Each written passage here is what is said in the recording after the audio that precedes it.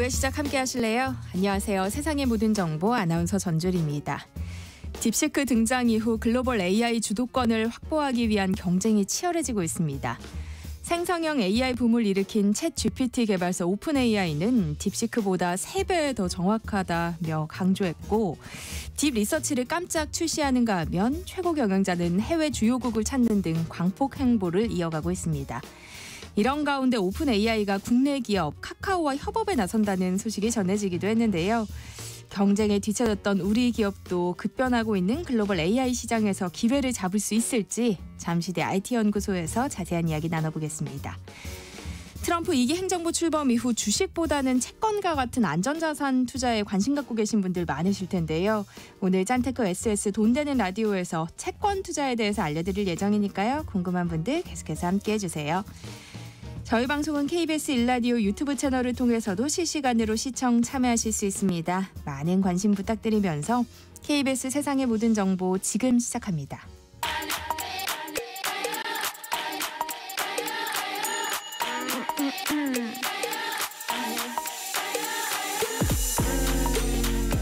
혹시 뉴스 빠뜨리셨나요? 한낮에 전해진 소식들 꼼꼼히 정리해드리겠습니다. 오늘의 뉴스 조현정 시사평론가와 함께합니다. 어서 오세요. 네, 안녕하세요. 네, 내란 우두머리 혐의로 구속 기소된 윤석열 대통령의 공소장이 공개됐어요. 모두 101쪽 분량으로 검찰은 윤 대통령의 군경을 동원해 일으킨 폭동으로 판단했어요. 네. 이 공소장에는요, 무장군인 1,600여 명과 경찰 약 3,800명을 동원해서 국회와 선관위, 민주당 당사 등을 강압해 폭동을 일으켰다. 이렇게 공소장에 적시돼 있습니다. 그러면서 비상계엄은 자유민주적 기본 질서를 파괴하려는 국헌문란의 목적으로 이루어졌다. 이렇게 검찰은 결론을 내렸어요. 윤 대통령이 헌법과 법률에 위반되는 비상계엄을 대한민국 전역에 선포하고 국회를 봉쇄하고 국회와 선관위 3곳, 정당 당사, 여론조사기관을 장악했다. 이렇게도 적시를 해놨고요. 또 군병력 투입을 숫자까지 언급하면서 구체적으로 논의했다. 그리고 언론사 봉쇄하고 단전, 단수 조치를 지시했다라는 내용이 또 추가가 됐습니다. 그중에서 군병력 투입에 관한 내용을 좀 더 구체적으로 보면 윤 대통령이 김용현 전 장관에게 질문을 합니다. 비상계엄하면 지금 병력 동원 어떻게 할 수 있느냐. 그러니까 김용현 전 장관이 대답하면 이게 특전사고 수방사에서 가용을 하면 3,000에서 5,000 명 정도 끌어올 수 있다. 이렇게 김용현 전 장관이 대답을 하고, 이후에 윤 대통령이 그러면 경찰력부터 우선 배치하고 군은 간부 위주로 투입하자 얘기를 하면서, 간부 위주로 투입하면 숫자가 얼마나 되느냐 다시 물었다는 거예요. 그때 김용현 전 장관은 수방사 2개 대대, 특전사 2개 여단 해서 1,000명 미만 정도라고 보고를 했고, 그러자 윤 대통령은 그 정도 병력이면 국회와 선관위에 투입하면 되겠네라고 말했다는 게 검찰 공소장 내용입니다. 이 내용은 이전 공소장에는 담기지 않았던 내용입니다. 네. 윤 대통령이 이상민 전 행정안전부 장관에게 특정 언론사에 대한 단전과 단수 조치를 지시했다는 내용도 공소장에 포함되어 있어요. 네. 이 국무회의 소집한 뒤에 대통령 집무실로 이상민 전 행안부 장관이 왔는데, 거기에다가 이제 윤 대통령이 언론사 봉쇄를 지시를 했다는 거예요. 그 해당 언론사는 경향신문, 한겨레신문, MBC, JTBC, 여론조사 꽃이었고요. 여기를 봉쇄한 다음에 단전 단수를 하게끔 하는 건데, 소방청을 이용해서 단전 단수하라고 적힌 문건을 보여주면서 윤 대통령이 지시를 내렸다는 겁니다. 그래서 이상민 전 장관은 조지호 경찰청장에게 먼저 전화를 걸었고요. 이후에는 허석곤 소방청장에게도 전화를 해서 이 언론사들에게 경찰이 투입이 될 건데 협조 요청, 단전 단수 협조 요청 오면 조치해주라고 지시를 했다고 합니다. 근데 실제로 이거하고 관련해서 허석곤 소방청장도 국회에서 똑같은 말을 했었어요. 네. 지난달 13일에 국회 현안 질의에 출석해서 이런 전화 지시를 받았다고 밝히면서 자신이 그 전화를 받고 자신은 또 소방청 차장에게 전달했고, 차장은 또다시 서울소방재난본부장에 전화를 거는 식으로, 이런 식으로 순차적으로 실무진까지 전달을 했었다라고 허석곤 청장이 밝힌 바가 있었고요. 검찰은 이상민 전 장관이 경찰에도 이 단전 단수를 지시했을 가능성을 의심하고 있습니다. 또 비상계엄 직후에 김용현 전 장관 전군 주요 지휘관 회의를 열었는데요. 이 자리에서 대통령님의 뜻을 받들어서 임무 명령을 하달한다. 명령에 불응하면 항명죄로 다스린다. 라면서 지휘관들에게 지시했다는 내용도 이번 공소장에 담겼습니다. 여기까지가 지금까지 공개되지 않았던 내용들이고요. 기존에 나왔던 지시사항도 모두 이번 검찰 공소장에 포함이 됐습니다. 그런데 김용현 전 장관 공소장이 83쪽 정도 되고 이후에 기소된 조지호 경찰청장이 95페이지, 김용군 전 대령이 98페이지인데 윤 대통령 공소장이 101페이지예요. 더 보강한 내용들이 추가됐다고 볼 수 있겠습니다. 네, 오늘 국회는 내란 국조특위 2차 청문회를 진행 중인데요. 김 전 장관이 증인으로 채택돼 출석을 했죠. 언론사 봉쇄와 관련해서 어떤 증언을 하고 있어요? 네, 이번에도 이상민 전 행안부 장관은 증인 선서와 증언을 재차 거부하는 모습입니다. 수사기관에서 집중적으로 수사를 받고 있는 상황이기 때문에 선서와 증언은 거부하겠다고 밝혔어요. 그리고 방금 말씀드린 그런 윤석열 대통령으로부터 언론사 단전단수 문건을 받았다는 공소사실, 이 검찰의 공소사실을 인정하느냐라는 질의도 나왔는데 여기에도 증언하지 않겠다 이렇게 답했고요. 추후에도 소방청장에게 협조하라고 지시했느냐, 혹은 대통령실 부속실 직원에게 국무회의 발언 등을 기록으로 남겨둘 것을 지시했는지, 윤석열 대통령과의 통화는 비화폰으로 했는지 등등의 질문도 쏟아졌지만 모두 증언하지 않겠다고만 답을 했습니다. 그래서 질의를 했던 용해인 의원이 그럴 거라고 생각은 했지만 처참하다. 아예 답변 안 하기로 마음먹은 것이냐고 지적을 했는데 그럼에도 이상민 전 장관은 증언하지 않겠다고 말씀드렸다. 이렇게 재차 말했습니다. 네, 오늘은 헌법재판소의 윤석열 대통령 탄핵 심판 5차 변론기일이기도 하죠. 이 군과 국정원 핵심 인물들이 출석하면서 오늘 변론이 탄핵 심판의 분수령이 될 거란 전망이 나오고 있어요. 네, 5차 변론기일 오늘 오후 2시부터 시작이 됩니다. 예정대로 윤석열 대통령도 출석한다고 하고, 그런데 오늘 제일 큰 관심은 그 이진우 전 수방사령관, 여인영 전 방첩사령관, 홍장원 국정원 1차장 이 증인석에 오른다는 거예요. 왜냐하면 이들이 지금까지 윤 대통령 주장하고 상반되는 진술을 해왔거든요. 네. 예를 들어서 이진우 전 사령관은 윤 대통령이 총을 쏴서라도 끌어내라. 2번, 3번 선포하면 되니까 계속 진행하라.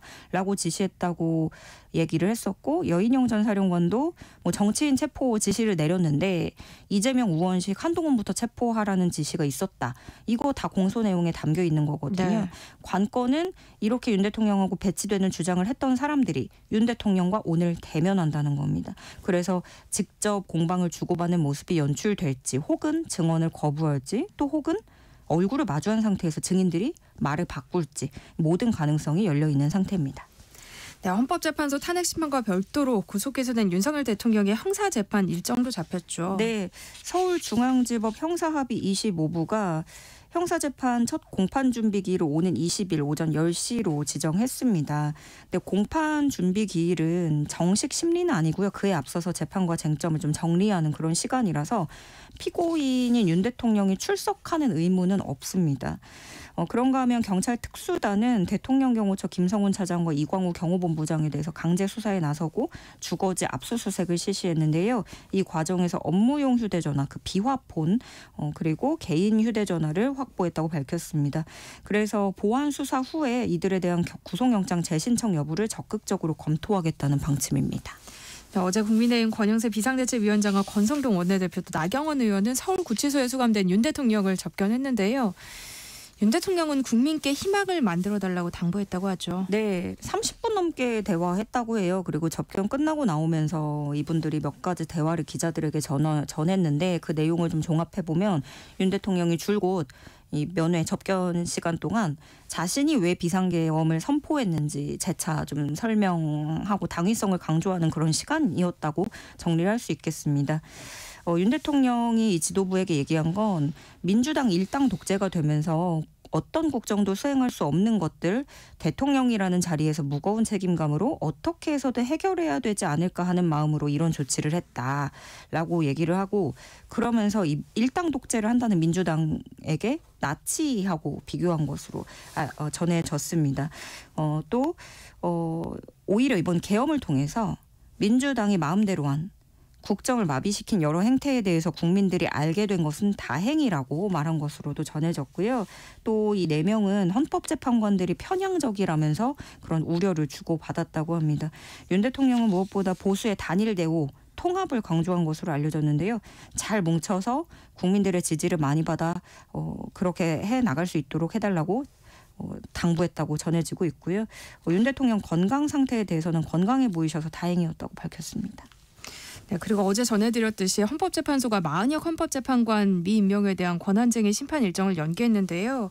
이 배경을 두고 여러 이야기가 나오고 있어요. 네, 그러니까 이게 최상목 대행이 마은혁 재판관 후보자만 임명하지 않은 거, 이걸 두고 위헌인지 아닌지를 판단해달라라는 거였고, 어제 헌재가 결론을 내기로 했다가 당일 돌연 연기했어요. 네, 가장 큰 표면적인 이유는 최상목 대행이 한번 의견서를 냈어요. 제동을 건 거죠.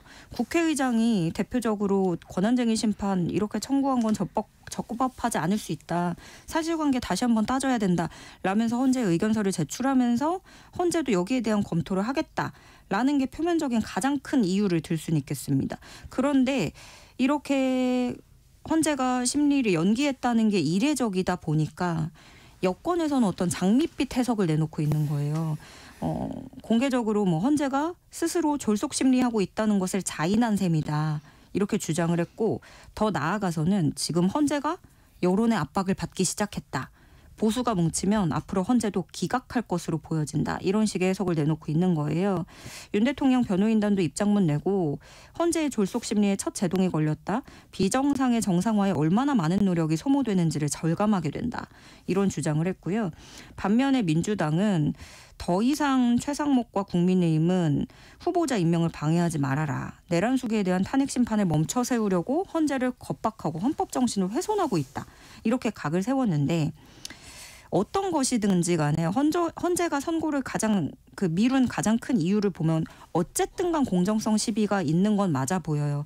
그게 앞으로 헌재가 탄핵 심판에 인용하냐 기각하냐 이런 판결에 대한 얘기하고는 별개로 떼두고 최대한 심사숙고하는 모습을 보이고, 의견서가 들어온 만큼 그걸 무시하지 않고 우리가 고민했다라는 액션을 취하는 거죠. 시비 소지를 최대한 없애겠다는 의지를 보여준다고 하는 거고요. 그런가 하면 헌재는 최상목 대행이 헌재가 만약에 인용을 냈을 때 그 결정을 따르지 않으면 위법한 행위를 하는 것이다. 이런 부분을 헌재 입장에서 강조를 했고요. 이번 선고 연기로 그 권한쟁의 심판 그걸 연기했던 것으로 이어지는 파장은 어쩌면 윤 대통령 탄핵 심판 결론도 같이 미뤄질 가능성이 있다. 8인 체제로 쭉 가든가 혹은 9인 체제가 되거나인데 9인 체제로 갔을 때 이제 뒤늦게 한 명이 심리에 참여하면서 선고도 일부 지연될 수 있다. 이런 전망도 나옵니다. 네, 한낮의 교양 파트너 지금 여러분께서는 세상의 모든 정보와 함께하고 계십니다. 네, 반도체 특별법 관련 정책 토론회를 주재한 이재명 대표가 이 주요 쟁점인 주 52시간 적용 예외 도입에 대해서 가능성을 좀 열어두는 듯한 발언을 내놨어요. 네, 아무래도 지금 반도체 산업 명운이 걸려 있고 그래서 R&D 종사자들은 특성상 52시간 근무에서 예외로 빼줘야 된다. 이게 골자인 거잖아요. 이날 토론회에 찬성 측 4명, 반대 측 4명 이렇게 찬반이 모이다 보니까 재계 입장을 대변하는 사람들도 참석을 했죠. 그래서 이재명 대표가 그 토론회 끝나고 말한 게 뭐냐면, 고소득 전문가들이 동의할 경우 예외로 몰아서 일하게 해주자는 게 왜 안 되느냐라고 물어보니 할 말이 없었다. 이런 발언을 했어요. 그러니까 결과적으로 민주당이 아직 토론회 끝났다고 해서 결론을 내지 못했다고 밝혔지만 어느 정도 입장을 바꿀 수 있다라는 점을 시사한 거죠. 이재명 대표 최근 우클릭 행보들을 봤을 때는 어느 정도 예측됐던 반응이긴 한데 네. 그러면서도 이재명 대표는 대전제로 현재 법제도상의 총 노동시간을 손대서 늘리자는 건 아니다. 이렇게 선을 그었어요. 그런데 이재명 대표의 발언들의 조건이 사실 많이 붙어 있어요. 고도의 전문직 연구자들에 한해서 고연봉자여야 되고 본인이 동의한다면 특정 시기에 근무를 집중하는 유연성을 부여한다라는 건데, 그러니까 지금 이게 찬반 논란이 뜨거운 게 예외 적용을 해야 된다라는 입장에서는 막 한참 일하다가 집중하다가 30분만 더 하면 생산성이 나올 것 같은데 52시간에 묶여서 일을 끝내야 될 때, 다음 날에 돌아와서 했을 때 더 시간을 많이 잡아먹는 일이 발생하고 효율성이 떨어진다. 그렇기 때문에 예외로 적용해야 된다라는 거예요. 근데 한편에서는 이것도 옛말이라는 말도 나오거든요. 왜냐하면은 이미 중국이나 미국 같은 그런 어떤 혁신, 기술력으로 승부를 해야 되는데 아직도 좀 기업 문화가 옛날 방식으로 가는 게 문제가 있는 거고 이재명 대표가 이 방식에 휘둘리는 거 아니냐 이런 비판도 분명히 있어요. 그리고 또 이재명 대표가 전제한 본인이 동의한다면 이런 이 전제가 산업 현장에서 노동자 개인에게 얼마나 적용될 수 있을지는 회의적인 거죠. 민주당은 이 내부 논의를 거친 뒤에 당 입장을 정리할 예정인데요. 국민의힘과 정부는 이 반도체 특례법 2월 임시국회 처리를 촉구하고 있는 상황이고요. 우회전 깜빡이 킨 김에 아예 우회전 해버려라 이런 얘기도 하면서 좀 어떤 압박을 가하는 그런 모습입니다. 네, 오늘의 뉴스 조현정 시사평론가와 함께했습니다. 고맙습니다. 네, 고맙습니다. KBS 1라디오 세상의 모든 정보 함께하고 계신 지금 시각은 12시 36분입니다. 이 시각 교통정보 알아봅니다. 이 시각 교통정보입니다. 전국 대부분 지역에 한파특보가 내려진 가운데 서해안에는 많은 눈이 예보됐는데요. 현재 광주와 목포에 한방눈이 내리고 있어서 도로 상황이 좋지 않습니다. 앞차와의 안전거리 확보에 신경 써주시기 바랍니다. 돌발 구간이 있는데요. 호남고속도로 지선 대전 방향 양촌 하이패스 부근에 대형 화물차가 구정으로 멈춰 있고요. 중부고속도로 하남 쪽 청주 강서 하이패스에서 서청 쪽까지 2차로 막고 작업하는데요. 뒤로 작업 정체 이어집니다. 경부고속도로 서울 쪽 청주 휴게소의 장애물 조심하셔야겠고요. 이후 수도권에서는 달래내고개에서 반포까지 밀려 지납니다. 반대 부산 방향 남사에서 안성까지 5차로 막고 작업하면서 일대 혼잡하고요. 서울 시내 교통량에 따른 큰 어려움은 없는데 다만 올림픽대로 공항 쪽 동작대교 5차로에 고장난 화물차가 서 있어서 일대 다소 혼잡합니다. 또 강변북로 일산 쪽으로는 성수대교에서 반포대교까지 지체 서행합니다. KBS 교통정보센터 서휘영입니다. 세상의 모든 정보는 청취자분들의 관심과 참여를 기다립니다. 방송 들으시면서 궁금한 점이 있거나 의견 공유하고 싶은 분들 계시면 문자 보내주세요. 추첨을 통해 모바일 쿠폰 보내드리겠습니다. 참여하실 번호는 샵 9730이고요. 짧은 문자 50원, 긴 문자 100원의 이용료가 부과됩니다. 콩 게시판을 통해서는 무료로 참여하실 수 있고요. KBS 1라디오 유튜브 채널을 통해서도 실시간으로 시청 참여하실 수 있습니다. 꼭 알아야 할 정보를 알기 쉽게 전달해드리는 시간입니다. 세상의 모든 지식, 화요일은 IT 이슈 살펴볼 텐데요. IT연구소 김덕진 IT 커뮤니케이션 연구소 소장과 함께합니다. 어서 오세요. 네, 안녕하세요. 반갑습니다. 김덕진입니다. 사실 저희가 어제도 딥시크 이야기를 좀 했거든요. 네. 그만큼 딥시크가 전 세계적으로 엄청난 충격을 줬다. 네. 이렇게 생각하면 될 것 같아요. 아니 도대체 딥시크의 어떤 특성 때문에 AI 시장에서 충격적이다. 이런 반응들이 나오고 있는 거예요. 지금 대부분의 언론에서는 이제 가성비 좋은 모델 이거에 되게 집중을 하는데요. 네. 그것보다 더 핵심은 이 녀석이 오픈 소스라는 거예요. 이게 되게 중요한 겁니다. 그러니까 오픈 소스라는 게 어떤 의미인지에 대해서 오늘 좀 이야기를 드릴 건데 네. 일단은 그냥 간단하게 설명을 드리면 이게 오픈 소스라는 거는요. 쉽게 말하면 챗GPT 같은 녀석을 내 컴퓨터에 설치해서 쓸 수 있다는 거예요. 그럼 인터넷에 기존에 우리가 챗GPT 서비스는 인터넷에 연결돼 있어야지 쓸 수 있고 돈 내고 쓰고 이런 거잖아요. 딥시크도요. 두 가지 버전이 있습니다. 정확하게 말씀드리면. 그러니까 버전이 되게 다양해요. 근데 크게 보면 두 가지입니다.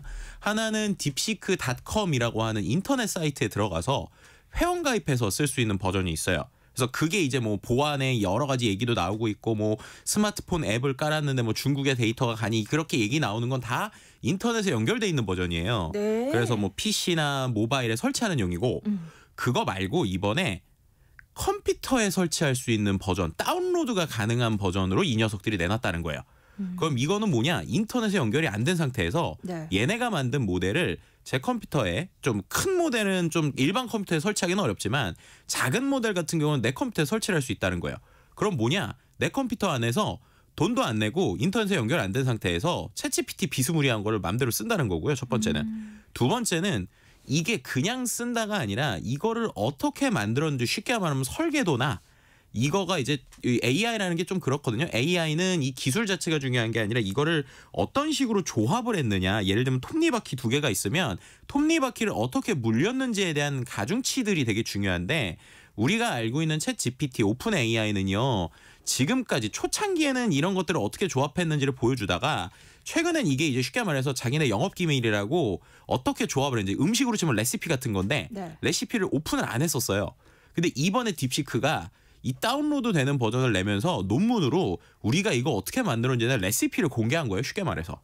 그러면 네. 어떻게 보면 비법을 다 알려주면 그렇죠. 다른 데서도 막 만들어도 된다 뭐 이런 거예요? 그게 포인트입니다.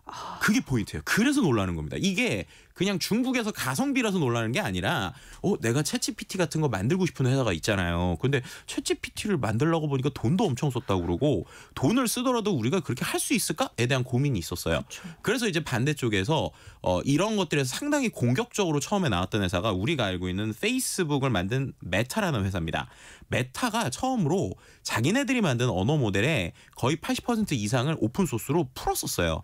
그게 라마라고 하는 모델이고 그래서 이제 주식 보시는 분들 알겠지만 페이스북이 갑자기 왜 혼자서 주가가 오르지? 라고 할 때 그 오픈소스 때문이었거든요. 근데 그 오픈소스가 있으니까 많은 이제 그 조그마한 회사들이 그 페이스북이 만든 챗GPT 비스무리한 거를 우리 설치해서 써볼 수 있으니까 그걸 설치하면서 연구도 하고 바꿔도 보고 막 그러고 있던 거예요. 네. 그런데 이제 이게 요즘에 또 AI 분야가 한번 바뀐 게 예전에는 무조건 큰 데이터를 갖고 AI가 바로 대답을 하게 했는데 최근엔 추론이라고 그래서 얘가 생각할 수 있는 단계를 만들기 시작하는 거예요. 예를 들면 AI한테 뭔가 질문하면 바로 답변을 하는 게 아니라 제가 잠깐 생각해 볼게요 라고 하면서 혼자서 1단계, 2단계, 3단계, 4단계 생각을 한 다음에 결과를 내거든요. 근데 그거를 상용 서비스로 만든 게 챗GPT의 O1이라는 서비스인데 네. 이제 이게 어떻게 생각을 했는지에 대한 레시피를 공개를 안 하고 있던 거예요. 그래서 메타, 그러니까 말씀드렸던 오픈소스 계열에서 비슷하게 답변하는 건 했는데 추론하는 방식들, 그러니까 생각을 어떻게 해서 나오는 이건 오픈소스로 안 나왔었거든요. 그런데 이거를 우리가 말한 딥시크가 자기네 돈을 들여서 엄청나게 연구를 하고 해봤더니 자 이게 이런 방식의 추론인 것 같아요 라고 하는 걸 논문으로도 공개하고 이거를 또 자기네들이 만들었으니까 여러분들 그냥 쓰세요 라면서 되게 큰 모델, 중간 모델, 작은 모델을 다 공개를 한 거예요. 그럼 이제 저 같은 사람은 어떻게 하면 되느냐, 제가 큰 모델을 쓰려면 돈이 많이 드니까 그냥 작은 모델 이걸 제 노트북에 설치해가지고 써보는 거죠. 써봤더니 이 녀석이 작은 모델이다 보니까 막 답변을 챗GPT만큼 다 잘하진 못하지만 특화된 영역에서는 답변을 좀 하고 중요한 거는 답변을 하는데 얘가 그냥 답변하는 게 아니라 생각을 해서 답변을 하는 과정을 제 컴퓨터에서도 실행이 되는 거예요. 네. 그럼 이제 이거를 본 많은 기업들이 이렇게 되면은 우리가 챗GPT를 똑같이 만들 수는 없지만 이 녀석을 다운로드를 받아서 우리가 여기에서 연구하는 방식들도 있으니까 조금 다르게 연구를 해볼까? 아니면 여기에다가 다른 데이터를 넣어가지고 합쳐볼까? 예를 들면은 인터넷에 있는 데이터들은 우리가 뭐 예를 들면 챗GPT도 그렇고 뭐 요즘에 나온 아까 말했던 뭐 딥시크 인터넷 버전도 그렇고 거기에다가 우리 회사의 개인정보 같은 거 올리면 저기 인터넷에서 가져갈 것 같은데 불안한데 라는 생각했던 사람들이 아니 이거는 컴퓨터에서 인터넷에 연결 안 된 상태에서도 돌아가네? 그럼 여기다가 뭔가를 넣어가지고 해보면 되겠네? 라는 아이디어들이 막 나오는 거예요. 그러니까 이게 결국에는 전 세계를 놀래켰다. 뭐 이렇게 좀 정리하면 될 것 같습니다. 아니 그런데 우리 입장에서 좀 의심이 갈 수밖에 없는 게 딥시크가 어쨌든 엄청난 돈을 들여서 서비스를 만든 거잖아요. 그쵸. 근데 이거를 오픈소스로 공개를 했다는 거예요. 근데 이렇게 공개할 만한 뭔가 의도가 있는 건 아니냐 네. 의심을 하게 되는 거죠. 오픈 소스라는 게 항상 그랬어요. 그러니까 우리가 말하는 그 컴퓨터가 항상 성장할 때 이 오픈 소스 계열하고 우리가 말하는 폐쇄형 모델이라는 게 크게 두 가지로 나뉩니다. 예를 들면요. 윈도우가 있잖아요. 네. 마이크로소프트의 윈도우는 우리가 지금은 좀 바뀌었지만 돈을 주고 사서 쓰는 운영 체제였잖아요. 반대쪽에 컴퓨터 좋아하시는 분은 알겠지만 리눅스라고 하는 운영 체계가 있었어요. 이 리눅스는 이 코드, 그러니까 이 운영 체계를 어떻게 만들었는지를 다 오픈을 했었습니다. 근데 왜 오픈 소스를 하냐면 오픈 소스라면 크게 두 가지 정도의 특징이 있는데 첫 번째는 전 세계에 있는 연구자들이 같이 연구를 할 수 있으니까 어떤 기능에 대해서 예를 들면 A라는 회사에서 만든 모델이라고 생각해 보세요. A라는 회사에 입사하지 않거나 A라는 회사의 정보에 접근 안 하면 이게 문제가 있어도 이걸 빨리 못 고치는 거예요. 그렇죠. 그렇게 되면은 그 회사 자체는 돈을 벌겠지만 기술 격차에서 예를 들면 이게 오픈 소스가 없으면 모르는데 만약에 A라는 회사는 자기네 모델로만 열심히 만들고 있어요. 근데 나머지 한 뭐 연구하는 뭐 교수든 연구자든 막 정말 엄청난 능력의 해커들 이런 사람들이 특정 오픈 소스를 갖고 막 나오자마자 전 세계에 있는 사람들이 틀린 거 있으면 100사람씩 고쳐요. 막 이렇게 되면 결국엔 기술 격차가 날 수 있잖아요. 그렇죠. 그게 오픈 소스의 위력이거든요. 그러면 생각을 해보면 맨 처음에 이 큰 돈을 들여서 뭔가 큰 껍데기나 뼈대기를 만든 이데가 있을 거잖아요. 이들은 무슨 혜택을 보냐라는 거예요. 네. 예를 들면 이런 겁니다. 메타 아까 말씀드렸잖아요. 메타가 기본적으로 이 오픈 소스 언어 모델을 만들었어요. 그래서 그걸 갖고 여러 서비스에 적용할 수 있는 게 있는데 메타는 생각해 보면 페이스북이랑 인스타그램 이런 서비스가 있잖아요. 그럼 그런 서비스에 들어가는 AI를 혼자서 계속 연구를 한다. 그럼 성능이 안 나오겠죠. 그런데 이 오픈 소스로 열었으니까 사람들이 페이스북에서 만든 모델을 갖고 계속 개선 버전을 만드는 거예요. 쉽게 말해서. 그럼 그 개선한 버전을 여기서는 페이스북이랑 인스타그램으로 돈 버는 데니까 거기다 갖다 끼는 거죠. 그러면 자기네들끼리 연구할 때보다 얘네들이 연구를 하는 게 개선이 좋으니까 더 쓰는 거죠. 그다음에 이러다 보면 사람들이 어떻게 되냐면 이 뼈다귀가 다 결국에는 메타, 페이스북에서 만든 거잖아요. 그럼 다 인지를 하는 거예요. 아 그래 이렇게 연구할 때는 페이스북이 표준이야. 라고 하는 이 표준에 대한 게 또 들어가는 겁니다. 그럼 이번에 딥시크는 어떤 이슈냐. 네. 딥시크 모델을 만들 때요. 우리가 알고 있는 엔비디아의 GPU만 쓴 게 아니라 지금 나오고 있는 여러 가지 얘기에서 화웨이의 칩을 같이 썼다는 얘기들이 나오고 있어요. 그럼 그 얘기는 무슨 말이냐면 딥시크가 중국 거잖아요. 그럼 중국 정부 입장에서도 그렇고 화웨이 입장에서도 그렇고 야 너네가 지금까지 챗GPT 같은 거 만들려면 무조건 엔비디아 비싼 칩 써야 됐지. 그거 안 써도 우리 화웨이 칩 써도 비스무리한 거가 돼. 라는 걸 첫 번째 알려주는 거고 두 번째로는 그런 소스들이 나왔으니 이제는 엄청 비싼 칩 안 쓰고 저렴한 아까 노트북에서 돌아간다고 그랬잖아요. 네. 그럼 노트북에서 정도 돌아가는 거니까 그렇게 될 거면은 약간 능력이 떨어져도 중국 칩으로도 괜찮고 여러 칩으로도 돼. 라고 하는 어떤 이 산업을 늘리는 거죠. 그럼 이제 계산을 해보면 딥시크 입장에서는 일단은 자기네들의 어떤 능력도 보여주고 사람들이 그걸 또 고칠 거잖아요. 그럼 고친 걸로 자기네도 서비스를 쓰는 거예요. 왜냐하면 이 딥시크를 만드는 회사의 원래가 뭐 여기서도 얘기하셨겠지만 퀀트 투자, 그러니까 금융 투자하는 회사거든요. 그럼 금융 투자하는 회사 입장에서는 AI 모델이 좋아지면 더 좋잖아요. 네. 그럼 사람들이 더 고쳐주면은 자기네들 거에다 쓰면 되고 이러다 보니까 여러 가지 선순환적인 과정에서 오픈 소스로 냈다라고 하는 거는 이제 그 산업에 미치는 영향이 상당히 커요. 그럼 이제 이 입장에서 오히려 긴장하는 거는 이제 오픈 AI가 되겠죠. 왜냐하면 자기네들이 원래는 오픈 AI가 처음에는 이름이 오픈 AI잖아요. 그래서 오픈 소스였거든요. 맞아요. 그랬는데 이제 얘네들은 어느 순간 클로스드 AI가 된 거예요. 근데 갑자기 자기네들만 알고 있었던 노하우를 저기 중국에 있는 회사가 이것저것 해보고 막 시도도 해보고 심지어 시도를 할 때 자기네 언어 모델을 갖고 테스트도 해보고 해보니까 야 이거 내가 했더니 이런 방식인 것 같아. 그리고 해서 내놨어. 이랬더니 진짜 그럴듯하게 돌아가는 거예요. 그럼 이제 오픈 AI 입장에서 헉 우리가 지금까지 우리만 기술을 하려고 해놨던 건데 얘네들이 오픈을 했네. 어떡하지? 이렇게 되는 지금 딱 이 상황이다 이렇게 말씀드릴 수 있을 것 같습니다. 그런데 이런 와중에 또 챗 GPT를 만든 오픈 AI 역시 오픈 소스에 대한 이야기를 했다면서요. 안 할 수가 없는 거죠. 왜냐하면 이렇게 되니까 자기네들 입장에서는 심지어 이제 샘 알트먼이 네. 야 우리 예전에는 좀 오픈을 했었는데 요즘에 안 한 게 우리 좀 잘못한 것 같아. 우리 옛날 버전이라도 하나씩 오픈 소스로 하는 걸 검토할게. 이런 얘기를 이제 하기 시작을 하는 겁니다. 네. 근데 이제 오픈 AI 입장에서는 조금 거기서 곤란한 게 지금 얘네들이 돈 버는 게 챗 GPT 유료로 팔아서 돈 버는 거잖아요. 그럼 유료서 팔아서 돈 버는 걸 오픈 소스화한다라는 거는 얘네 입장에서는 그러면 사람들이 공짜 버전 쓰지 유료 버전 안 쓸 거 아니야라는 고민들이 있는 거예요. 그렇죠. 그러니까 이제 여기를 어디까지 열 거냐라는 거죠.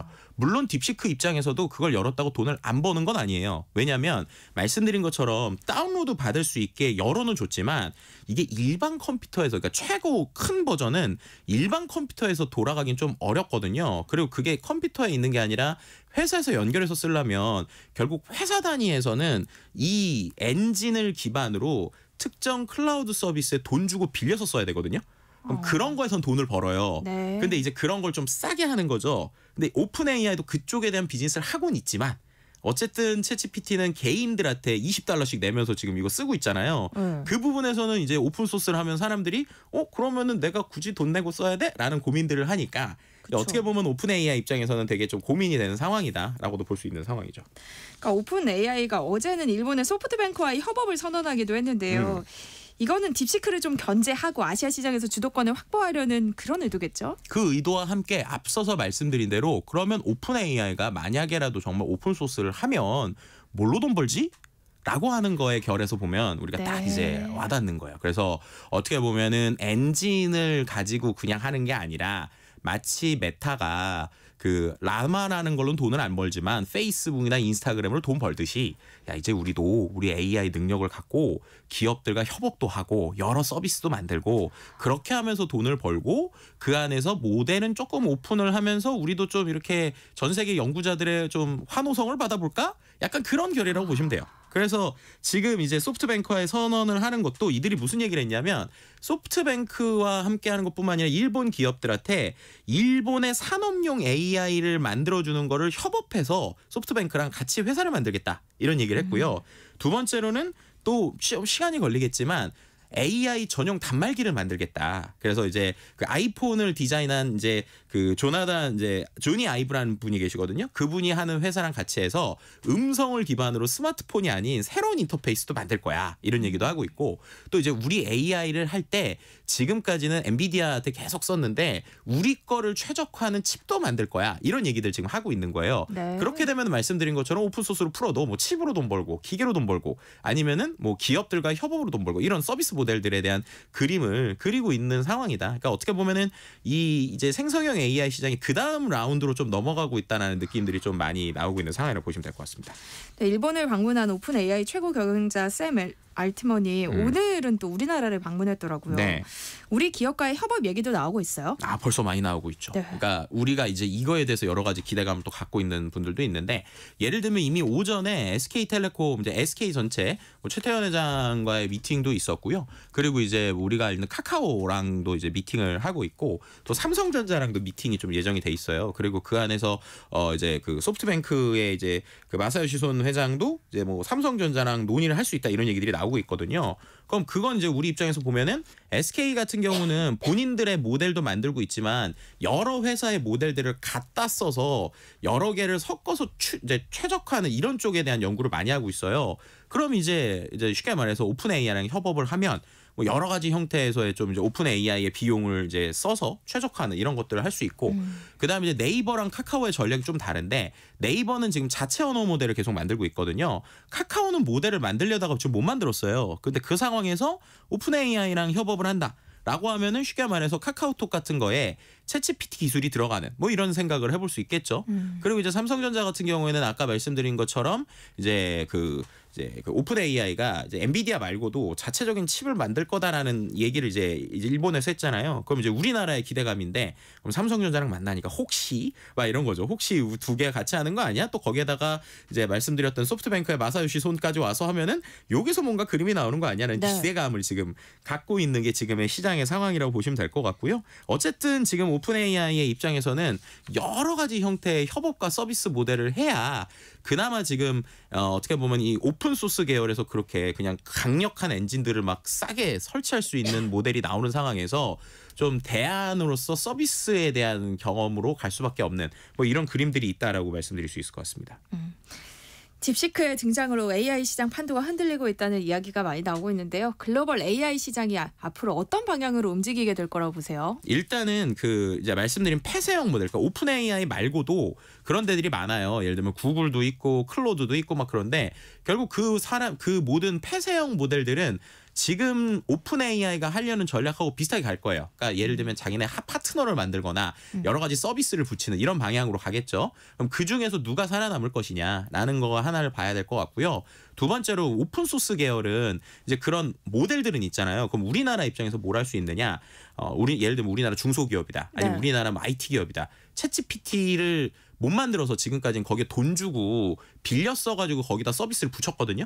근데 그게 아니라 이제 어느 정도 그럴듯한 한 80점, 90점짜리는 PC에서도 만들 수 있으면 그걸 기반으로 한 응용 서비스를 만들 수 있다는 거예요. 마치 우리가 웹사이트 처음 생기고 컴퓨터 프로그램 뭐 여러 가지 생긴 것처럼 AI 기반의 서비스나 프로그램들 최적화할 수 있는 것들이 앞으로 한 1, 2년 동안은 되게 여러 가지를 나올 수 있는 물꼬를 좀 터줬다. 그래서 이거를 좀 우리가 같이 연구를 하면서 그 안에서 우리나라 기업들, 특히나 중소기업이나 스타트업들도 여러 시도를 해볼 수 있는 기회니까 지금 좀 적극적으로 움직여야 될 때다. 뭐 이렇게 좀 말씀드릴 수 있을 것 같습니다. 네, IT 연구소 지금까지 김덕진 IT 커뮤니케이션 연구소 소장과 함께했습니다. 고맙습니다. 네, 감사합니다. 세상의 모든 정보 1부 순서 여기서 마무리하고요. 저는 잠시 후 2부에 돌아올게요.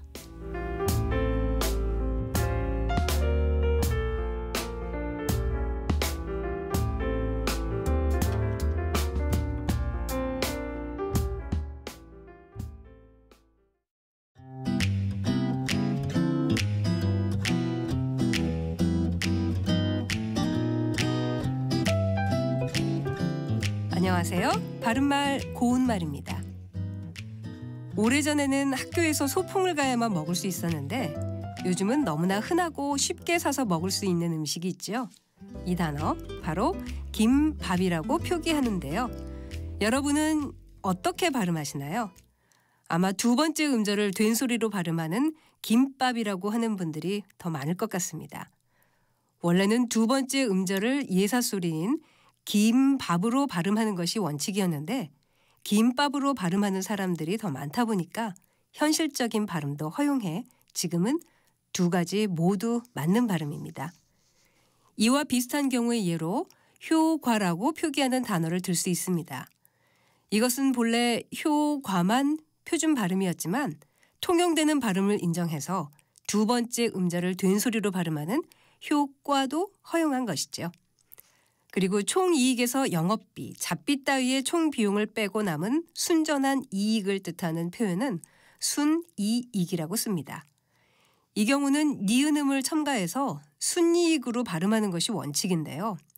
연음에서 발음하는 순이익도 가능합니다. 이는 합성어에서 앞 단어의 끝이 자음이고 뒤 단어의 첫 음절이 이인 경우에는 니은음을 첨가해 니로 발음하는 것을 원칙으로 하되 일부 단어에서는 표기대로 발음하는 것도 허용한다는 규정에 따른 것입니다. 지금까지 바른말 고운말 아나운서 국혜정이었습니다.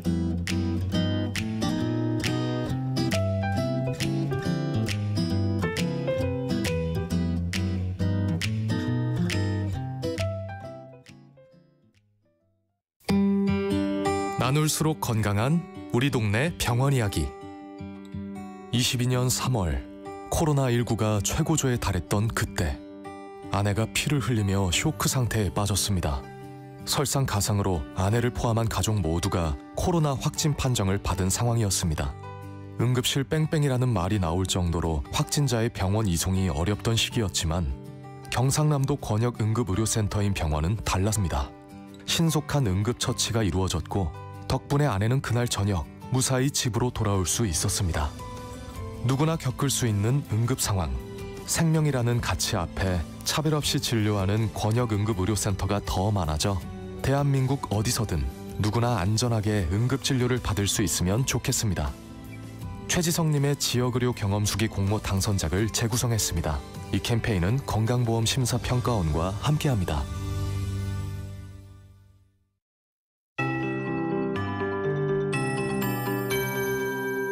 KBS 58분 날씨.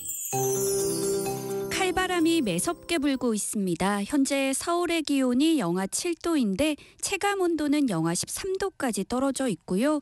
대구의 체감온도는 지금 영하 9도 정도로 나타나고 있습니다.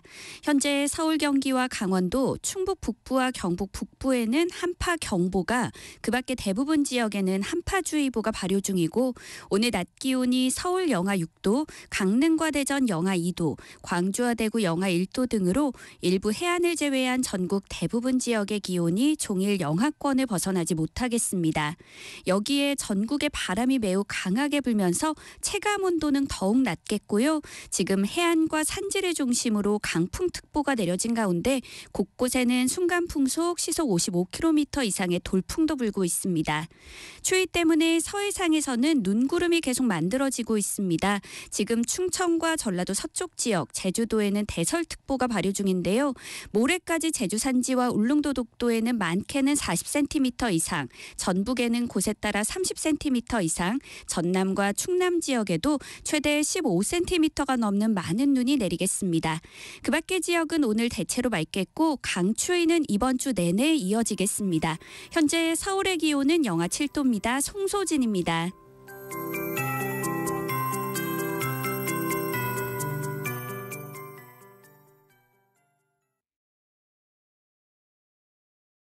정성을 다하는 국민의 방송 KBS가 한시를 알려드립니다. AM 711kHz, FM 97.3MHz, KBS 1라디오입니다. HLKA.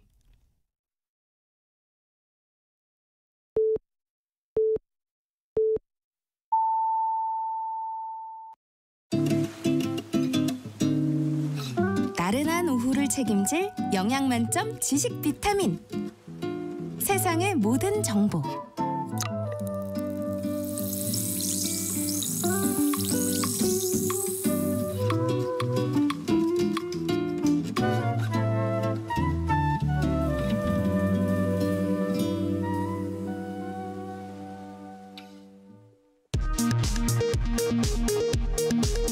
이 시각 라디오 정보센터 뉴스입니다. 문재인 정부 시절 이른바 울산시장 선거계의 모욕과 관련해 송철호 전 울산시장과 조국혁신당 황운하 의원이 항소심에서 무죄를 선고받았습니다. 곽종근 전 육군 특수전사령관이 12.3 비상계엄 당시 국회의원이 아니라 요원을 끌어내라고 지시했던 김용현 전 국방부 장관 발언에 대해 재차 반박했습니다.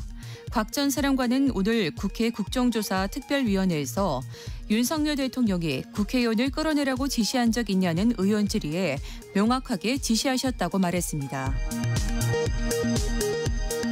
국가정보원은 러시아에 파병된 북한군이 전선서 이시 퇴각했다는 외신 보도에 대해 1월 중순부터 러시아 쿠르스크 지역에 파병된 북한군이 전투에 참여하는 동향이 없는 것으로 보인다고 오늘 밝혔습니다. 지난해 해외에서 온라인으로 직접 구매하는 이른바 직구 금액이 19% 이상 늘어난 가운데 중국 비중이 크게 늘고 있는 것으로 나타났습니다. 통계청은 지난해 해외 직구액 가운데 중국이 차지하는 비중은 60%에 달한다고 밝혔습니다. 지금까지 라디오 정보센터 뉴스 정한나였습니다.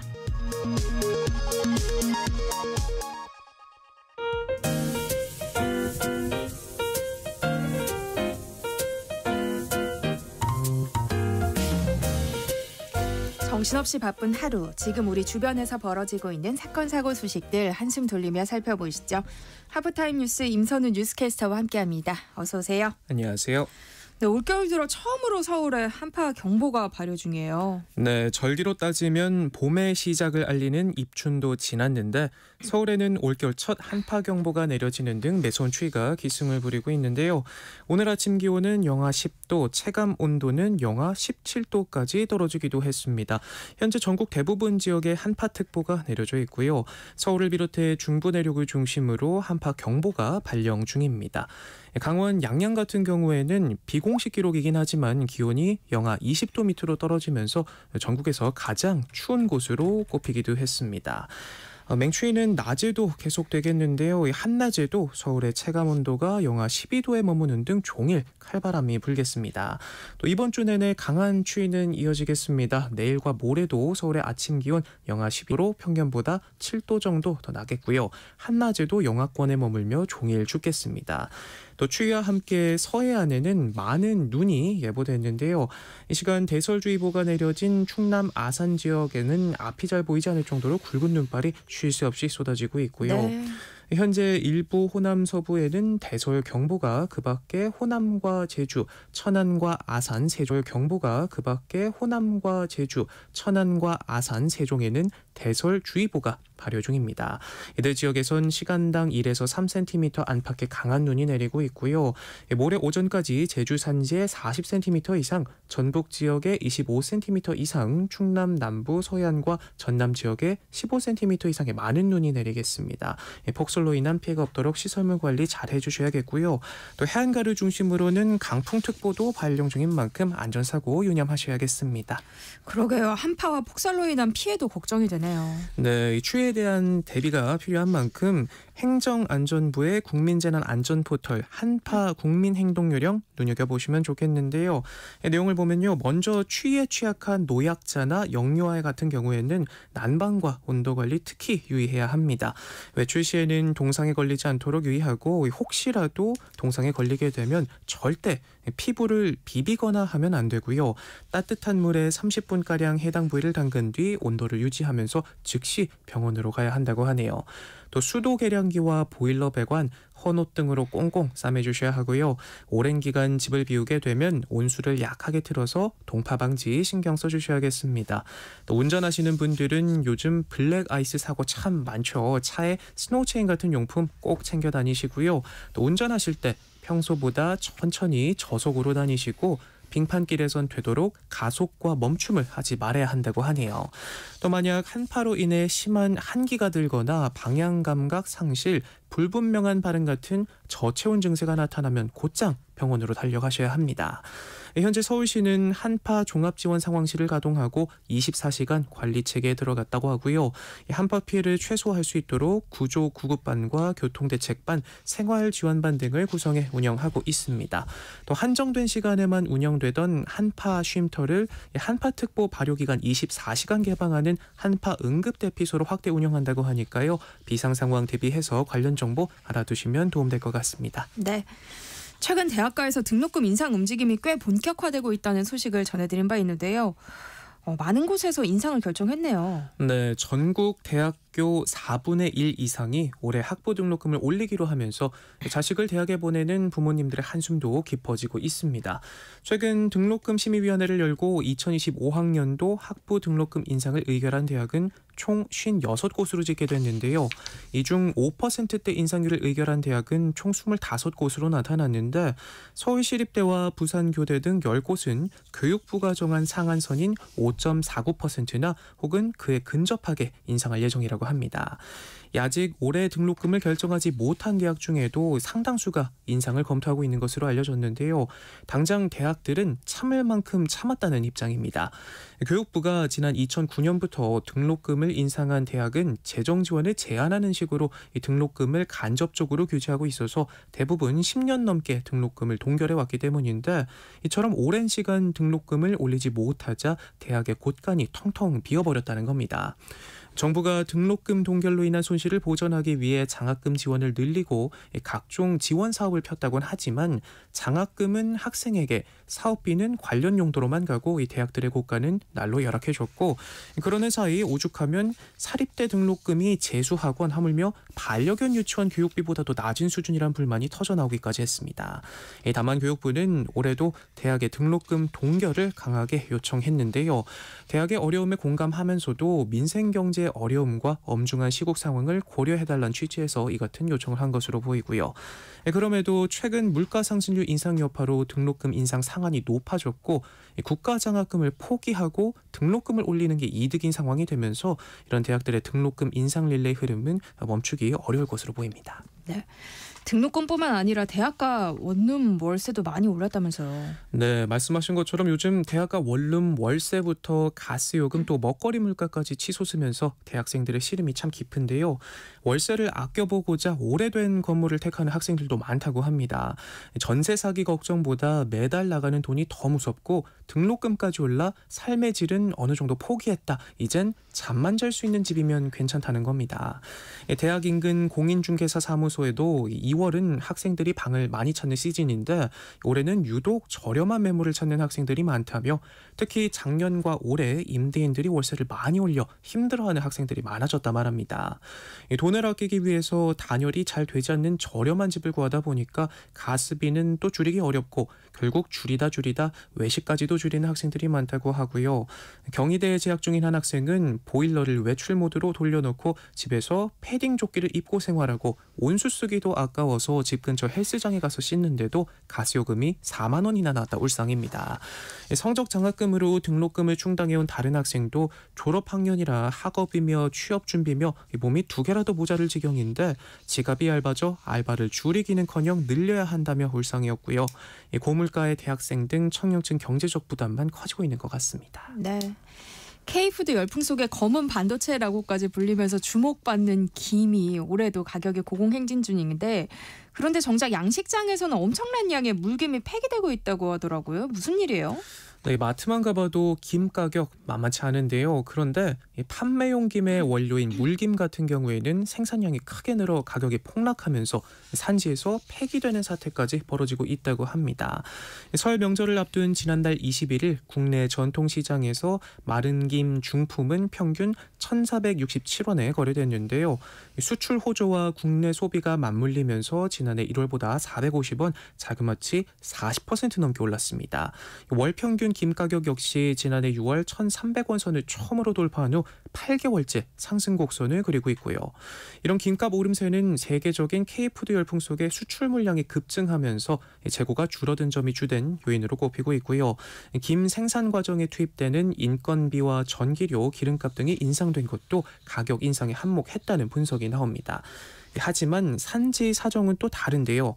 최대 산지인 전남 일부 지역에서는 과잉 생산된 물김이 버려지는 사례가 속출하고 있다고 합니다.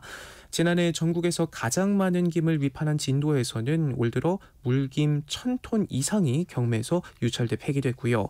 해남과 고흥에서도 각각 167톤, 49톤이 바다에 그대로 버려졌다고 합니다. 이 물김은 생물이어서 그날 경매를 통해 넘겨야 하는데 가공 공장은 적고 생산은 많아지다 보니 올해 진도 지역 물김 위판량 중 8% 정도가 폐기됐다고 하네요. 또 생산량이 늘면서 산지 가격 역시 대폭 떨어지고 있는데요. 올해 물김 평년 대비 60% 넘게 늘었는데 이 때문에 한 달 전인 지난해 12월 국내 평균 물김 가격은 킬로그램당 2,254원으로 전달에 비해 50% 넘게 하락했습니다. 양식 면적이 늘어나고 작황이 잘 된 게 맞물린 결과로 보이고요. 여기에 김 가격이 치솟자 무면허나 면허 범위를 초과하는 불법 양식도 증가하면서 이런 악순환이 나타나고 있다고 하네요. 네. 다음 뉴스 살펴볼까요? 세계에 흩어져 있는 우리 문화유산이 굉장히 많다고 하는데요. 그 규모가 어느 정도예요? 네, 도난과 약탈, 거래, 선물 등 다양한 이유로 해외로 흩어진 우리 문화유산이 무려 24만여 점이 넘는 것으로 나타났습니다. 1년 전과 비교하면 1,400여 점 늘어난 수치인데요. 소장 정보가 명확하게 공개되지 않는 문화유산의 특성을 고려하면 향후 더 늘어날 수 있다는 해석도 나오고 있습니다. 국가별로 보면 일본이 소장한 한국 문화유산이 10만 8,700여 점으로 약 44%를 차지하면서 가장 많았고요. 이 밖에 미국이 6만 5천여 점, 독일이 1만 5천여 점, 중국 1만 4천여 점, 영국 1만 2천여 점으로 뒤를 이었습니다. 국가유산청과 재단은 불법적이거나 부당한 방법으로 해외에 반출된 것으로 추정되는 문화유산을 국내로 들여오는 작업을 계속해서 진행하고 있고요. 최근에는 조선왕실 역대왕의 어진을 봉안했던 경복궁 선원전에 있었던 것으로 보이는 편액을 일본에서 찾아 국내로 들여오기도 했다고 합니다. 이 밖에 국가유산청과 재단은 나라 밖 우리 문화유산 실태 조사를 확대한다는 방침인데 이 나라 밖을 떠도는 귀한 우리 문화유산들이 하루빨리 제품으로 돌아왔으면 하는 바람입니다. 네, 지난해 6월 서울 광화문 광장에 태극기 개양대를 조성하겠다는 서울시 계획이 알려지면서 논란이 됐는데요. 태극기 대신에 6.25 조형물이 들어선다고요. 네, 6.25 전쟁 참전국에 대한 감사의 마음을 담은 상징 공간이 조성되는데요. 올해 서울 광화문 광장에 들어설 감사의 정원 가상 전경을 보면 22개의 석재 조형물에서 발사된 빛기둥이 밤하늘을 밝힙니다. 지난해 100m 높이 태극기 개양대 논란 이후 서울시가 국가 상징공간 조성 계획을 원점 재검토해 새로 공모를 받아 선정한 건데요. 지상의 상징 조형물은 6.25 전쟁 참전국을 상징하는 5.7m에서 7m 높이의 22개의 검은 화강암 돌보로 이루어진다고 하고요. 지하에는 우방국의 현지 모습을 실시간 또는 녹화 영상으로 연결해 소통 공간으로 만들겠다는 계획입니다. 서울시는 22개국 대사관 등을 통해 석재를 기부받거나 구매 조달하겠다는 계획을 세우고 각국 주한 외교단을 상대로 설명회도 열 예정이라고 하고요. 조형물 조성과 연계한 세종로 공원 재정비 계획도 함께 내놨습니다.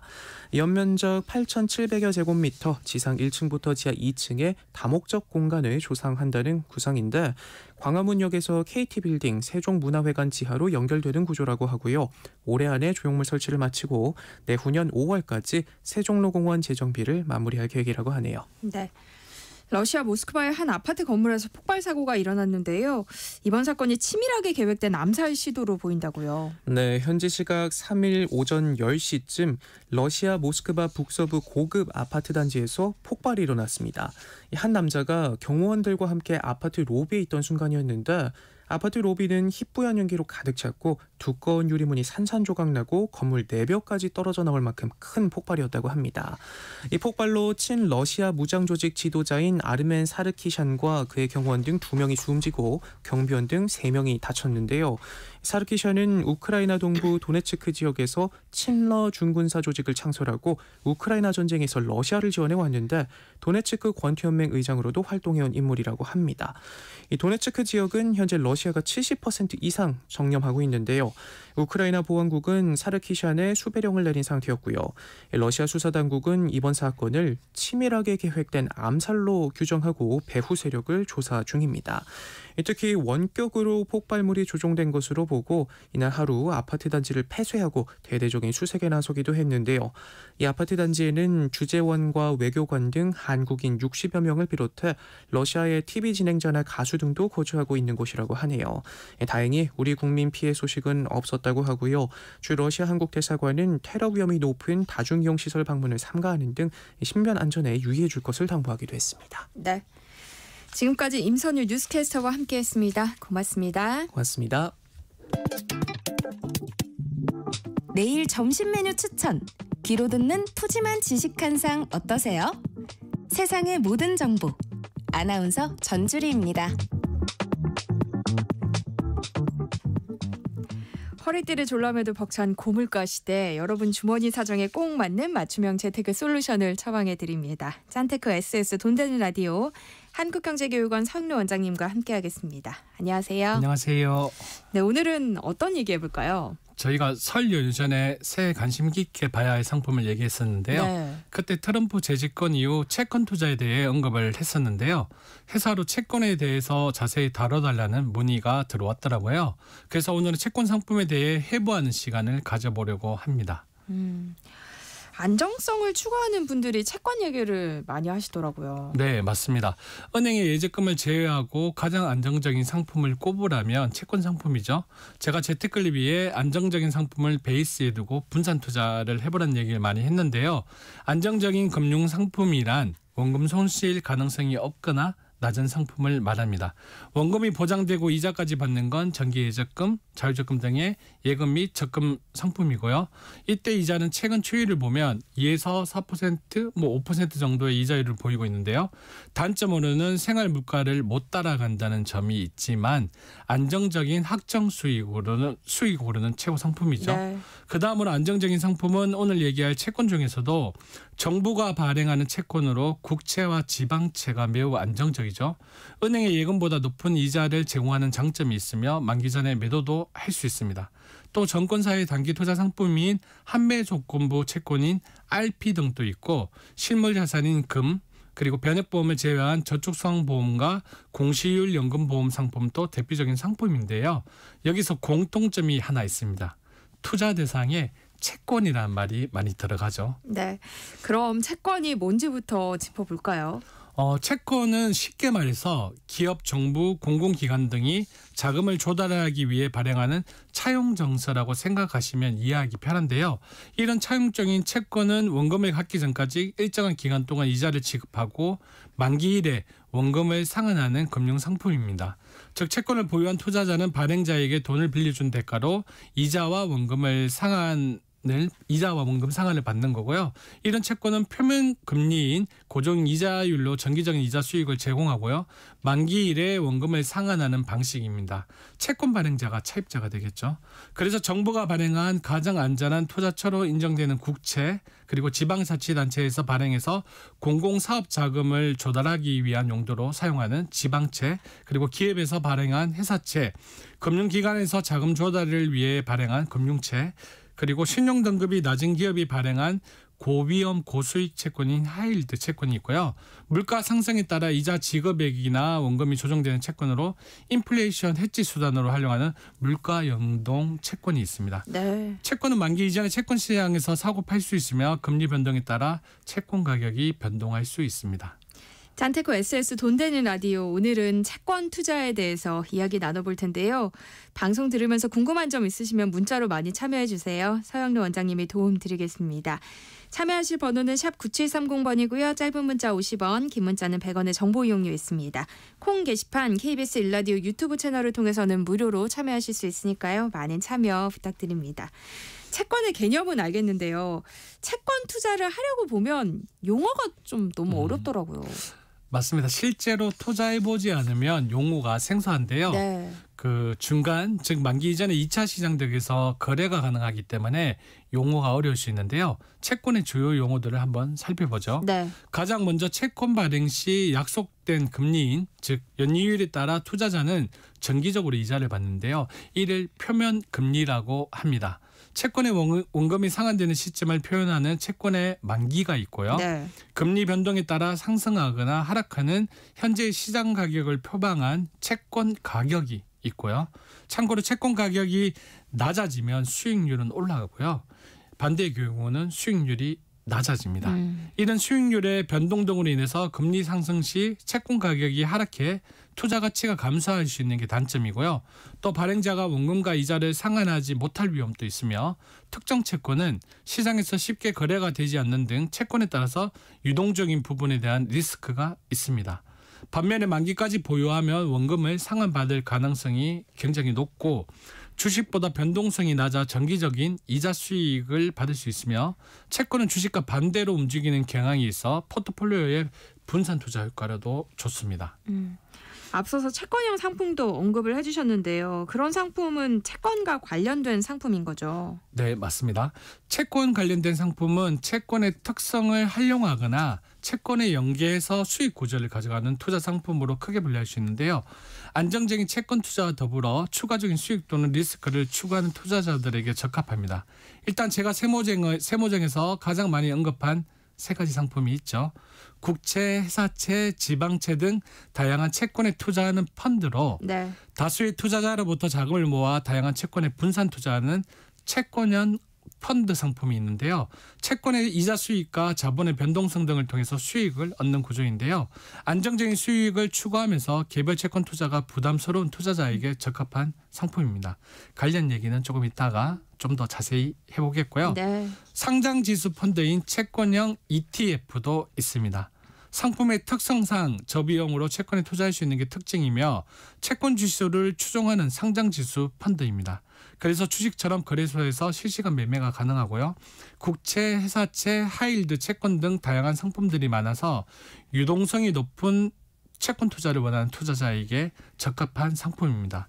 또한 주식, 채권, 원자재 등의 기초자산의 가격 변동에 따라 수익이 결정되는 ELS와 DLS 상품이 있는데요. 네. 금리 변동성에 따라 고정된 수익을 제공하거나 손실이 발생할 가능성도 있고요. 채권금리 또는 특정 지표에 따른 추가 수익을 원하는 고비험 고수익 투자자에게 적합한 상품입니다. 채권 관련 다른 상품은 또 어떤 게 있어요? 또 한 번쯤은 들어봤을 건데요. CB라고 전환사채인데요. 이 상품이 좀 재밌습니다. 네. 채권이면서 일정 조건 하에서 발행회사의 주식으로 전환할 수 있는 권리를 가진 상품인데요.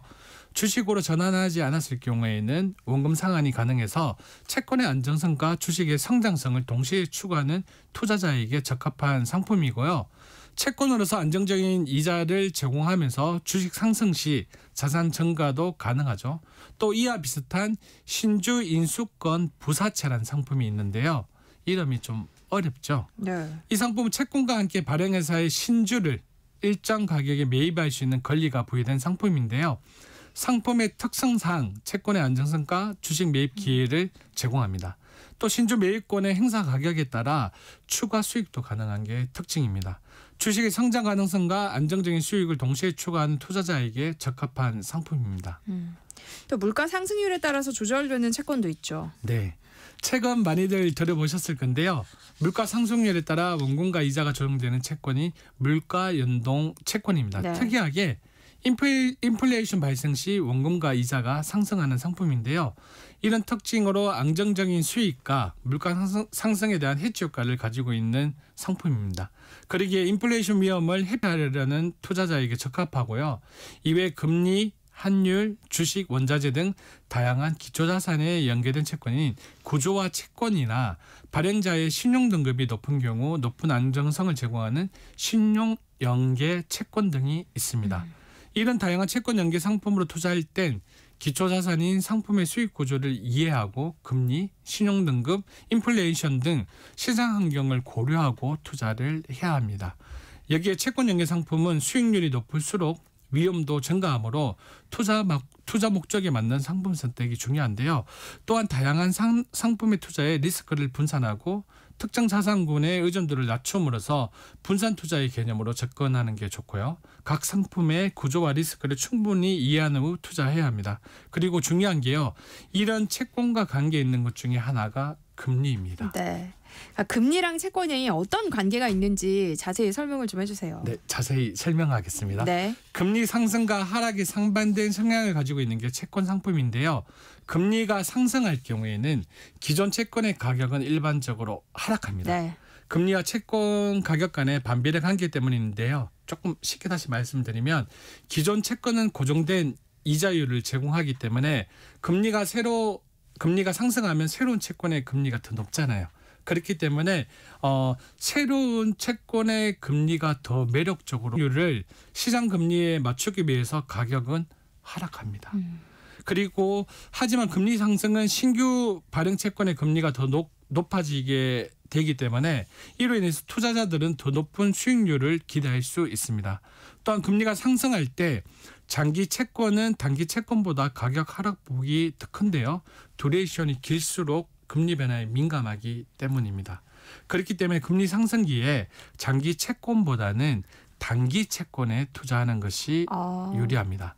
왜냐하면 단기 채권은 금리 변화에 덜 민감하고 만기 시 원금을 신속히 회수할 수 있기 때문입니다. 또한 변동금리 채권은 시장 금리에 따라 이자율이 조정되므로 금리 상승기에 유리할 수 있습니다. 하지만 금리 상승으로 기업의 차입 비용이 증가하면 신용 위험이 높아질 수 있기에 투자 전에 발행자의 신용 등급을 확인하는 게 중요하고요. 금리가 상승을 할 수도 있고 하락을 할 수도 있기에 포트폴리오의 평균 듀레이션을 낮춰 금리 상승 영향을 최소화하는 것이 중요합니다. 금리 상승 시기에는 보수적인 접근과 함께 금리에 민감하지 않은 자산으로 포트폴리오를 재조정하는 것이 바람직하며 기본적으로 분산 투자의 효과로 채권 ETF 또는 채권형 정시 펀드 등을 활용해서 다양한 만기와 이자율로 금리 변동성을 완화하는 데 도움이 될 수 있게 구성을 해야 합니다. 그런데 작년만 해도 금리 인하 전망이 많았잖아요. 근데 최근 미 연준은 기준금리 동결했어요. 네, 맞습니다. 미국의 금리는 미국뿐 아니라 전 세계에 영향을 주죠. 미국 금리의 영향을 받기 때문에 다른 국가들, 우리나라도 신경을 쓸 수밖에 없는데요. 그럼 앞으로 금리 추이가 어떻게 될 것인지 예상해 보는 게 좋겠죠. 일단 이번 연준의 결정으로 한국은행의 통화 완화 속도를 늦출 가능성이 커졌는데요. 네. 저 개인적인 생각이지만 앞으로 인플레이션 문제가 계속 부각되지 않을까 싶습니다. 네. 그런데 금리를 계속 올리면 기업이 힘들어지고 서민들도 힘들어지니까 조금씩 경기 회복이나 기업 성장에 목표를 두지 않을까 싶습니다. 그래서 금리를 인하하면서 경기 부양하는 쪽으로 장기적으로 저금리 기조로 갈 것 같다는 예상을 저는 합니다. 그러면 지금 채권 투자하는 건 어때요? 금리가 내려가면 네. 채권 가격은 반대로 오른다고 했잖아요. 그래서 올해 본격적인 금리 인하를 예상하고 금리가 하락하면 채권 가격이 오를 테니 차익을 기대하는 수요가 벌써 몰리고 있다고 하더라고요. 네. 만약 금리가 예상보다 늦게 하락하더라도 어떻게 보면 현재 금리가 가장 고점일 가능성이 높아졌잖아요. 그래서 수익률 측면에서도 나쁘지 않은 투자라는 의견도 많습니다. 그리고 미 연준이 이번에 금리를 동결했지만 재집권한 트럼프 미 대통령은 금리 인하 압박을 공개적으로 하고 있는 상황이라 예의주시하면서 판단하시면 좋을 텐데요. 위에서 잠깐 언급했지만 금리 상승기엔 단기 채권이 더 매력적일 수 있습니다. 네. 금리가 계속 오를 가능성이 있을 때 장기 채권은 낮은 금리에 큰 돈이 묶일 위험성이 있으니까요. 그리고 금리 상승이 예상될 경우 채권을 한 번에 사지 않고 분할 매수해서 평균 매입 비용을 낮추는 것도 중요합니다. 그리고 금리 하락기에는 금리 하락으로 채권 가격 상승폭이 커지기에 장기 채권에 투자해야 합니다. 또한 금리가 하락하면 경제적 불확실성으로 국공채는 안전자산의 수요가 높아지고 가격 상승이 일어날 수도 있습니다. 앞서서 얘기했던 채권형 펀드에 투자하는 건 어때요? 직접 채권 투자하는 것과 달리 간접 투자인 정시 펀드 상품이다 보니 기본적으로 펀드 매니저가 금리 전망 그리고 채권 종류, 만기 등을 고려해서 운영을 하죠. 그래서 개별 채권 투자보다 리스크를 줄일 수 있습니다. 또한 개별 채권보다 매매가 용이하고 필요시 현금화가 비교적 빠릅니다. 네. 그리고 매입 비용도 작습니다. 그리고 물론 펀드 운영에 따른 수수료는 운용 보수가 발생하고요. 그리고 금리가 상승하면 채권 가격이 하락하여 펀드의 가치가 감소할 수도 있습니다. 그래서 금리 상승기에는 단기 채권형 펀드에 투자하고 그리고 금리 변동에 따른 리스크를 줄이고 높은 금리를 제공하는 신규 채권으로 포트폴리오를 구성하는 게 좋고요. 금리 하락기에는 장기 채권형 펀드에 투자해서 채권 가격 상승 효과를 노리는 것도 좋습니다. 또한 금리가 계속 동결되는 상황에서는 국채와 회사채 등을 혼합한 펀드를 선택하거나 글로벌 채권형 펀드로 포트폴리오를 구성하면 좋습니다. 그리고 채권형 펀드보다는 높은 수익을 기대할 수 있고 주식형 펀드보다 안정적인 혼합형 펀드도 있다고 말씀드렸죠. 네. 주식과 채권의 투자 비중을 시장 상황에 따라 조정해 수익성과 안정성을 극대화할 수 있는데요. 하나의 펀드로 분산 투자 효과를 누릴 수 있어서 투자 경험이 적은 사람에게 유리합니다. 네. 이 혼합형 펀드도 주식 비중이 50% 이상인 공격형 혼합펀드와 채권 비중이 더 높은 안정형 혼합펀드, 또 시장 상황에 따라 배분 비율을 변경하는 전략형 혼합형 펀드 등으로 나눌 수 있는데요. 장기적으로 자산 증대를 목표로 한다면 공격형 혼합펀드를, 그리고 원금 보존에 더 우선순위를 둔다면 안정형 혼합펀드를 추천합니다. 오늘은 채권 투자에 대한 이야기 나눠봤는데요. 마지막으로 하실 말씀 있으실까요? 채권과 채권형 상품은 안정적인 자산 증식이나 노후 대비 재테크 상품으로 많이 쓰입니다. 그러다 보니 비상금이나 단기 상품으로도 많이 활용하기도 하고요. 노후 자산 운용 상품으로도 많이 선택합니다. 이 노후 자산에 대한 부분은 다음 주에 좀 더 구체적으로 말씀을 드리겠고요. 네. 채권은 안정적인 수익을 원하는 투자자에게 적합한 자산이지만 금리 변동, 발행자의 신용 위험 등을 고려해서 신중하게 투자해야 합니다. 투자 목적과 시장 상황에 따라 적합한 채권을 선택하는 게 중요한데 그래도 은행의 금리보다는 기대 수익률이 높고 변동성이 높은 주식 상품보다는 안전한 상품입니다. 다양한 만기와 신용 등급의 채권에 투자해서 리스크만 조금 줄인다면 꽤 안정적인 매력적인 상품이라고 생각하고요. 채권 투자 생각 있으신 분들은 잘 알아보시고 현명한 투자를 하시길 바랍니다. 네. 오늘은 채권 투자에 대한 얘기 나눠보고 있는데요. 관련해서 궁금한 점 있으신 분들 문자 보내주세요. 서영로 원장님과 함께 상담해드리겠습니다. 노래 한 곡 듣고 올게요. 마룬5의 Moves Like Jagger. 네, 노래 나가는 동안 여러분들이 보내주신 문자 살펴보겠습니다. 9179님, 처음 채권 투자할 때 장기채와 단기채 중에서 어떤 걸 더 추천하시나요? 하셨어요. 제가 조금 전에 방송에서 금리가 올라갈 때에는 네. 단기 채권에 투자하는 게 좋다고 말씀을 드렸잖아요. 네. 왜냐하면 지금의 채권 가격보다 뒤에 나오는 채권의 가격들이 더 높으니까, 이자가 더 높으니까 그게 더 유리하듯이 처음에 채권 투자할 때에는 장기채하고 단기채 중에 단기채에 투자를 해서 네. 그래서 듀레이션을 짧게 해가지고 재투자하는 방향으로 가는 게 더 유리합니다. 5944님은요. 금에 투자하는 것과 채권 투자를 비교하면 어떤가요? 하셨어요. 이건 저 개인적인 네. 생각입니다. 저는 개인적으로 금은 5년 이상 아니면 네. 뭐 10년 내지를 생각해서 분할해가지고 정기 투자하는 게 가장 좋다고 생각을 하고요. 채권은 3년 정도 주기를 두고 투자하는 게 좋다고 생각을 하니까 네. 금에 투자하는 것과 채권 투자를 비교하는 것은 어느 게 더 좋다라기보다는 기간을 내가 어디에 포커스를 맞추는가에 따라서 추천을 해드릴 수 있다고 생각이 됩니다. 8561님은요. 지금 미국 국채금리가 4%대인데 투자했다가 환율 때문에 손해를 볼 수도 있나요? 하셨어요. 요즘 환율이 진짜 많이 높잖아요. 네. 그래서 이런 환율에 대한 외국 상품에 투자할 때는 환율 변동으로 손실을 볼 수 있습니다. 그래서 차라리 저라면 네. 그 미국 국채에 직접 투자하기보다는 정시 펀드 상품 중에 미국 국채가 들어가 있는 상품이 있거든요. 네. 그래서 미국 국채만 있는 상품이 아니고 여러 상품이 혼재된 상품으로 해서 조금 분산 투자로 투자를 할 것 같습니다. 네. 짠티크 SS 돈 되는 라디오 오늘 여기까지 하겠습니다. 서영로 한국경제교육원 원장님과 함께했습니다. 고맙습니다. 네, 고맙습니다.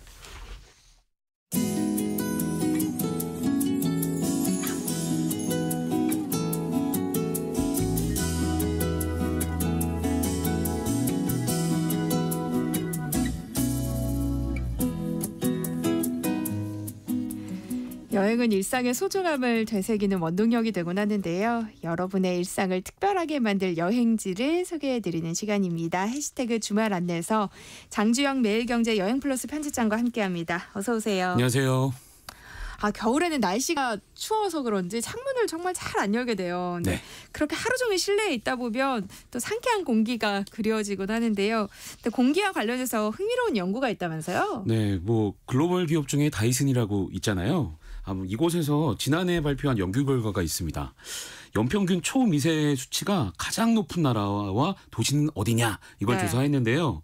그 결과 1위는 인도였고요. 2위 중국, 3위 튀르키예, 4위 아랍에미리트였습니다. 근데 과연 5위가 어디냐? 우리나라래요. 예, 그 정도로 좀 심하다고 하고요. 그러고 보면 요새 좀 괜찮지만 요 몇 년 돌이켜 보면 황사, 미세먼지, 초미세먼지 이런 게 1년 내내 좀 못 살게 굴잖아요. 예, 그런 좀 생각을 떠올리면 안타깝다는 생각도 들고 네. 도시도 살펴보면요. 1위가 인도 델리, 2위부터 4위는 중국인데 베이징, 상하이 선전순이고 5위가 우리나라 부산이라고 합니다. 근데 미세먼지가 심하다 싶은 날은 좀 있긴 했는데 생각보다도 순위가 좀 많이 높은 것 같아요. 정말 각별히 주의해야겠네요. 네, 좀 안타까운 그런 상황인데 이 공기가 또 건강이랑 바로 직결이 되잖아요. 그래서 관리, 주의 진짜 필요한데 1년 중에 공기 오염이 가장 심한 때가 겨울이라고 합니다. 네. 그리고 또 달마다 따지면 2월이 가장 심하대요. 지금이네요. 네, 바로 지금입니다. 그래서 건강관리 각별하게 특히 호흡기 관리 각별히 주의하셨으면 좋겠고 그리고 이 공기가 특히 나빠지면 두통부터 시작해서 호흡기 또 피부 질환까지 여러 가지 유발하니까 실내 환기 잘 하시면 좋을 것 같은데 또 오늘처럼 추우면 창문 열기 좀 두렵잖아요. 맞아요. 그럼에도 불구하고 조금씩 한번 열어보셨으면 좋겠고 그것마저도 안 되겠다 싶으면 공기 좋은 곳으로 한번 떠나보면 어떨까? 네, 그런 생각도 좀 듭니다. 네. 아이를 키우다 보면은 진짜 공기 좋은 곳에서 살고 싶다 이런 생각이 좀 더 많아지는 것 같아요. 근데 실제로 우리나라에서 가장 공기가 좋은 곳은 어딜지 궁금해지네요. 그래서 이것도 제가 한번 준비를 해봤는데 공교롭게도 조사를 한 곳이 있습니다. 이 조사를 한 곳이 2020년에 환경부가 조사를 했는데 그 결과 국내에서 가장 공기 좋은 곳은 경상북도 울진이었습니다. 이 연평균 초미세먼지 농도를 조사했는데요. 울진군의 연평균 초미세먼지 농도가 11 마이크로그램이라고 해요. 전국에서 가장 낮은 수치라고 하는데 전국 평균을 살펴보면 19에서 26 마이크로그램 왔다 갔다 한다고 하거든요. 그렇게 따지면 굉장히 낮은 수치입니다. 이런 조사가 알려진 다음에 울진에 별명이 하나 생겼습니다. 현지 분들이 대한민국의 숲이다. 이런 얘기를 하시기도 했고 아예 관광 슬로건을 전국에서 가장 청정한 지역이다. 이렇게 해서 지금 홍보를 하고 있기도 합니다. 그럼 오늘은 국내에서 가장 공기가 좋은 곳 바로 울진으로 떠나보나요? 맞습니다. 자, 오늘 여행 청정 공기 자랑하는 울진인데요. 이 서울에서 울진까지 차로 한 4시간 정도 걸리거든요. 그래서 아침 일찍 출발해도 딱 도착하면 점심때가 됩니다. 출출하죠. 그래서 밥 먹을 시간이기 때문에 제가 먹는 거 먼저 소개를 하면서 네. 시작을 하겠습니다. 울진, 특히 겨울 울진 같은 경우는 빼놓을 수 없는 음식이 하나 있는데 네. 대게입니다. 네, 울진 대게가 지금 완전 제철인데요. 보통 11월에서 잡기 시작해서 5월까지 좀 그 낚시가 이어지는데 2월 한 달 그리고 3월 초 중순까지가 이 대게 맛이 가장 좋은 제철이라고 하거든요. 이때 대게가 살이 가장 많이 오르기 때문입니다. 영덕대게는 제가 많이 들어봤는데 솔직히 울진대게는 그렇게 많이 들어보진 못했어요. 네, 이 물론 영덕대게가 유명하고 맛도 좋고 합니다. 그런데 이 영덕의 대표 항구인 강구항 그리고 울진의 대표 항구인 뭐 죽변항이나 후포항이 해안도로 쭉 따라가면 1시간 정도밖에 안 걸리거든요. 네. 그만큼 가깝고요. 그리고 지금처럼 교통이 발달하지 않았을 때 뭐 한 수십 년 전으로 거슬러 올라가는 거죠. 그때 동해에서 잡은 대게의 대부분을 영덕으로 가져와 영덕대게 그렇게 불리게 된 겁니다. 그러면 우리 울진에 가면 대게를 파는 집이 많겠어요? 어우, 지금이 정말 제철이라고 말씀드렸잖아요. 네. 그래서 어느 곳에 가도 대게 파는 상점이 쫙 이어져 있는데요. 특히 죽변항, 후포항 이쪽에 굉장히 좀 그런 상점들이 많이 있습니다. 특히 시장, 수산물 시장 같은 곳 가면 더 그런 거 보실 수가 있고요. 네. 그리고 그 왕돌초란 곳이 있어요. 죽변항 쪽에서 좀 가까운데 이 울진 대게는 왕돌초란 곳에서 좀 많이 잡힙니다. 네. 이 왕돌초가 바닷속에 있는 거대한 암초거든요. 남북 길이가 54km 그리고 동서로는 21km에 달할 정도로 굉장히 거대한 암초인데 여기가 한류랑 난류가 만나는 딱 그 지점이라고 합니다. 그래서 뭐 여러 가지 소위 말하는 항구머장이라고 부릴 정도로 여러 가지 그 수산물들이 많이 잡히죠. 특히 대게가 많이 잡혀서 이 울진 대게는 이곳에서 잡아서 바로 그 가게에 내놓는다고 하니까 뭐 지금 가시면 아주 맛 좋은 대게 맛보실 수 있거든요. 네. 아무리 뭐 지금이 제철이라고는 하지만 그래도 그 가운데서 또 더 맛있는 거 먹고 싶잖아요. 네. 혹시 맛 좋은 대게 고르는 비법 이런 거 있어요? 이 대게가 커서 대게가 아니라 대나무 모양을 닮아서 대게라고 부르거든요.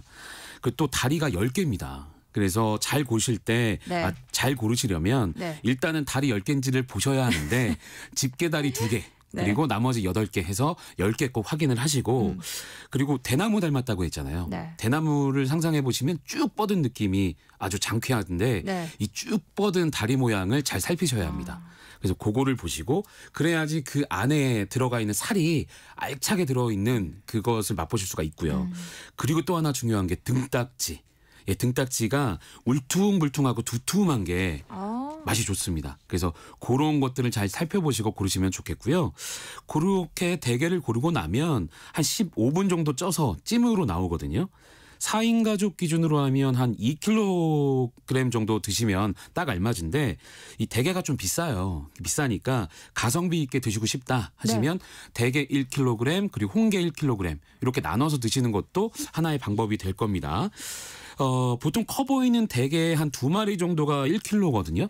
그래서 한 대게 3마리 정도 작은 대게 같은 경우는 한 3마리 정도가 1kg 정도 되겠고요. 그리고 혹시라도 좀 모자라다 싶으면 물회나 뭐 회덮밥 같은 거 시켜 드셔도 좋겠고. 네. 그리고 마지막으로 하나 더 소개하면 대게랑 홍게는 그럼 무슨 차이가 있냐. 예, 그거 궁금하실 수 있는데 네. 사실 이건 쪄봐야지 알 수가 있는데요. 물론 뭐 수 있는데 네. 사실 이건 쪄봐야지 알 수가 있는데요. 물론 뭐 전문가들은 한눈에 아실 수도 있지만 딱 쪘을 때 그 대게 살을 열면 대게는 꽉 차 있는데요. 홍게는 좀 듬성듬성 들어있어요. 네. 그래서 맛도 좋고 그리고 살도 튼실해서 대게 하는 거고요. 그리고 마지막으로 하나 더. 이 등딱지 아까 중요하다 말씀드렸는데 네. 이 등딱지 같은 경우는 제일 마지막에 밥, 뭐 마늘, 파, 깨, 참기름 이런 거 섞어가지고 볶음밥 을 그 등딱지 안에 있는 게딱지에다가 넣어서 먹잖아요. 그렇죠. 근데 그게 들어있냐에 따라서 그 맛을 좌지우지하기 때문에 이 등딱지가 튼실할수록 그 나중에 볶음밥이 맛있는 거죠. 그렇게 알고 가시면 좋을 것 같습니다. 대게를 맛보고 나면 배가 불러서 움직이기가 싫어질 것 같은데요. 정말 좋은 여행지를 소개해 주셔야 할 것 같아요. 전국에서 가장 맑은 공기를 마실 수 있는 곳 어딘가요? 자, 울진에서 또 빼놓을 수 없는 게요. 세 가지가 있는데 먹는 쪽으로는 대게, 그리고 관광거리로는 금강 소나무와 온천입니다. 울진 금강 소나무길이 총 길이가 79km, 그리고 7개 구간으로 구성한 그런 트레킹 길인데요. 네. 미인송이라고 불리는 아름드리 금강송이 쭉 이어져 있습니다. 미인송은 나이가 350년이나 됐다고 해요. 그래서 높이도 거의 한 35m 이상이고요. 일단 걷는 내내 이 솔나무 향기가 콧속을 막 찌르는데 정말 기분 좋아집니다. 건강해지는 느낌 나고요. 근데 정말 기분 좋아집니다. 건강해지는 느낌 나고요.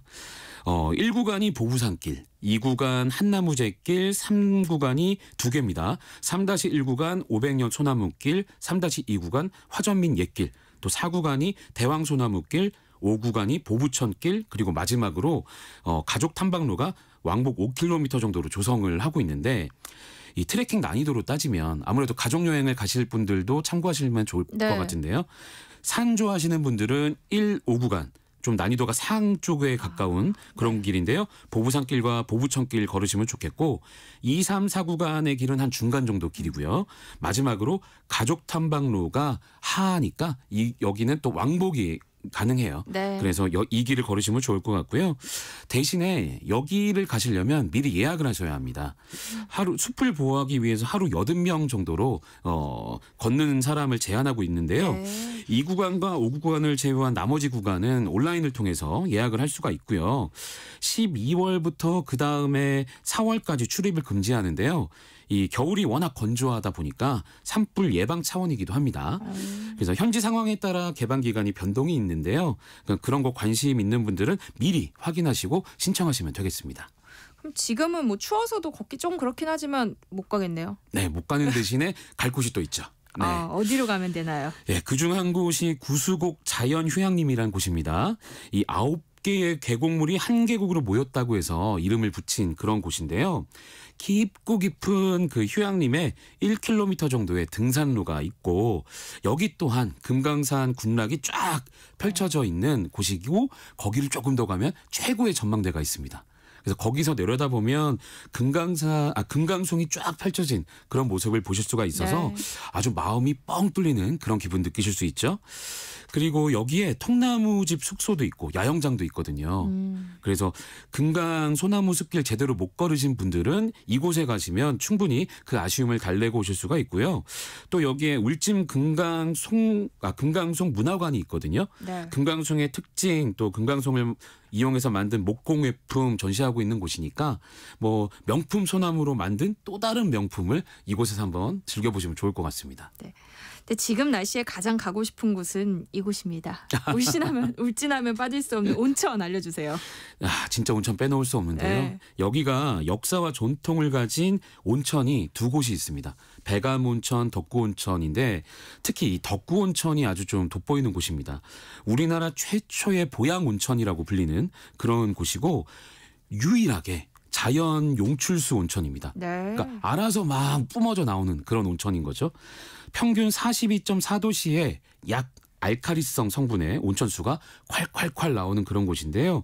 이 약 알카리성 성분의 온천수로 목욕을 하면 신경통이나 관절염, 근육통, 또 피부질환 이런 성인병에 좋다고 해서 많이들 찾고 계시는데 옛날부터 그렇기도 하고요. 여기 목욕탕 형태의 대욕장도 있고, 또 워터파크 느낌이 나는 시설, 그리고 숙박시설 다 갖춰져 있는 곳이니까 취향껏 선택하시면 됩니다. 이 또 덕구계곡을 따라서 조성한 트레킬이 또 가까이 있거든요. 이 적당한 등산과 온천을 동시에 즐기기 좋다라는 말씀인데요. 이 덕구계곡은 응봉산이 한 998m 정도 되는데 이곳에 위치합니다. 이 덕구계곡 입구에서 시작해서 이 온천이 뿜어져 나오는 원탕까지는 한 4km 정도 걸어서 가야 하는데요. 사실 좀 시간이 좀 넉넉하지 않게 오신 분들, 아니면 올라가는 거 너무 힘들어 하는 분들은 거기까지 가지 마시고 1.5km 정도 떨어진 용소 폭포까지만 가셔도 딱 좋습니다. 원탕까지는 한 편도로 1시간 30분 정도 걸리는데 이 용소 폭포까지는 30분 정도 걸리니까 훨씬 더 가성비 있게 다녀오실 수 있을 거고요. 길 중간중간에 세계적으로 유명한 다리를 따라서 만든 12개의 다리가 있습니다. 뭐 예를 들면 금문교, 샌프란시스코, 그리고 우리나라의 서강대교, 또 뭐 노르망디교, 하버교 이런 모양을 본뜬 그런 다리를 곳곳에 만들어서 표지판으로 설명을 해놨거든요. 그런 다리를 보는 재미도 좀 있을 거고요. 또 길을 걷다 보면 길 옆에 정말 큰 수도관이 있어요. 그 원천에서 그 온천수를 아래로 빼오는 거죠. 그래서 1970년대까지만 해도 그걸 빼올 수 있는 그런 수도관이 없으니까 거기까지 올라가서 온천욕을 즐기셨다고 합니다. 네. 또 우리 다음 떠나볼 여행지는 충남 아산이에요. 여기는요 365일 봄봄봄 이렇게 부를 수 있는 그런 곳입니다. 네. 3천여 종의 식물이 뿜어져 나오는 정말 그 알짜배기 산소를 바로 흠씬 마실 수 있는 그런 곳인데요. 충남 아산에 세계꽃 식물원이라는 곳이 있습니다. 여기가 식물원이 온화해서 그런지 따뜻한 기운도 느낄 수 있지만 지금 제가 이렇게 소개할 곳은 식물보다는 꽃이 조금 더 매력적인 그런 식물원이 되겠습니다. 이 세계꽃 식물원은 2004년에 문을 열었고 매년 한 20만 명 정도 찾는다고 해요. 또 면적도 굉장히 큽니다. 46,000제곱미터, 그러니까 14,000평 정도 되는 규모인데요.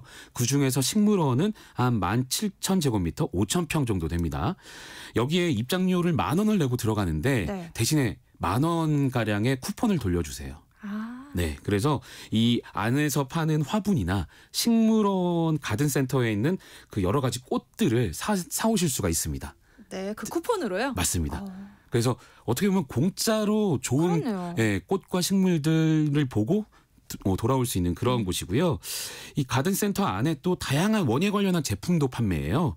그래서 한 공간에서 원예 프로그램을 또 체험해 볼 수도 있고, 뭐 예를 들면 이런 거죠. 뭐 분갈이, 또 꽃 손수건 염색, 뭐 이런 것들을 체험해 보실 수 있으니까 관련 제품도 사고 아니면 이런 체험도 하고 또 이곳에 또 식사할 수 있는 공간도 있어서 식사까지 하시고 뭐 여러모로 좋은 그런 체험거리가 될 겁니다. 세계 꽃식물원만이 갖고 있는 독특한 특징이 있다면서요. 네, 여기가 슬로건이 좀 인상적이에요. 삶은 꽃이다. Life is a flower. 이렇게 딱 걸어놓고 관광객들을 맡고 계신데 이 구성원의 70% 이상을 60세 이상의 고령자분들로 고용을 해서 운영을 하고 계시거든요. 굉장히 좀 의미가 있는 그런 곳입니다. 또 식물원 안에 딱 들어서면 잔잔하게 클래식 음악이 펼쳐지는데 이 3,000여 종의 그런 그 식물들이 음악과 함께 자라나고 있는 겁니다. 뭐 백합, 튤립, 뭐 주변에서 쉽게 볼 수 있는 꽃부터 크로산드라, 아부틸론 뭐 이런 생소한 꽃까지 다양한 꽃식물이 보실 수 있습니다. 여기는 사실 좀 굉장히 희귀하다 할 만한 그런 꽃들은 없어요. 식물이나 그런 거는 없는데 정말 그래서 어떻게 보면 되게 다 소박한 그런 꽃들이네라고 생각하실 수 있는 우리가 그런 흔히 곳입니다. 볼 수 있는 꽃들인 맞습니다. 거죠. 뭐 예를 들면 이런 거죠. 튤립을 그 우리가 다 먹고 난 그 우유 상자에다가 이렇게 나와서 올려놓거나 뭐 이름 모를 어떤 꽃들은 펫타이어를 이용해서 이렇게 좀 장식을 해놓는다거나, 그러니까 자연을 좀 거스르지 않고 재생을 하겠다 뭐 이런 목적을 또 가지고 계신 것 같습니다. 422님이 날씨가 추워도 여행 가고 싶네요 라고 제 마음과 똑같은 문자를 보내주셨는데요.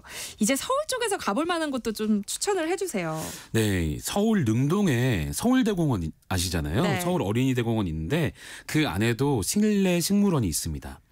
지하철 7호선 어린이대공원 1번 출구로 나와서 정문으로 가셔도 만나실 수가 있고, 또 5호선 아차선역 4번 출구로 나와서 후문 쪽으로 가도 만나실 수가 있는데 제가 이렇게 딱딱 집어서 말씀드리는 이유가 실내 식물원이 어린이대공원 딱 중간에 있어요. 그래서 정문에서 가도 후문에서 가도 똑같습니다. 그렇게 알고 가시면 되겠고, 그리고 이 어린이대공원 식물원의 이력을 좀 살펴보면 1973년에 개관했어요. 꽤 오래됐죠. 한 50년이 훌쩍 넘은 거고요.